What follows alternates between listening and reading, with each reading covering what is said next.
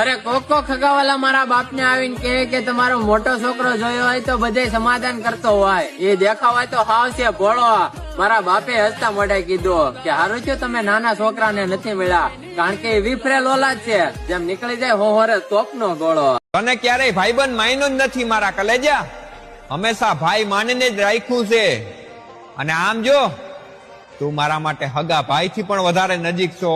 દુનિયાની પડે ઝાંખી જાઓ જલાલી. તમારી પડતીની મજા તમે બહુ લીધી, પણ હવે હાચવીને રહેજો વડીલ, કેમ કે સુખનો સૂરજ હવે ઉગે છે.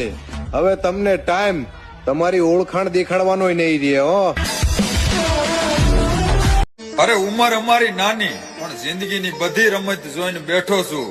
તમે જે દરિયામાં સબસબિયા કરો છો ને ભાઈબાન, એ દરિયાના તળિયા માપીને બેઠો છું. હો બાપનું સમર્પણ માંથી ઓછું થોડું હોય કઈ.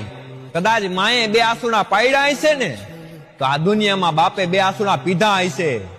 બાપ માંથી ઓછો ઉતરતો નથી, અને આ દુનિયામાં જેનો બાપ જીવિત હોય ને એની કદર કરી લેજો, કારણ કે કરોડો રૂપિયા તો મળી જાય, પણ બાપ નહીં મળે.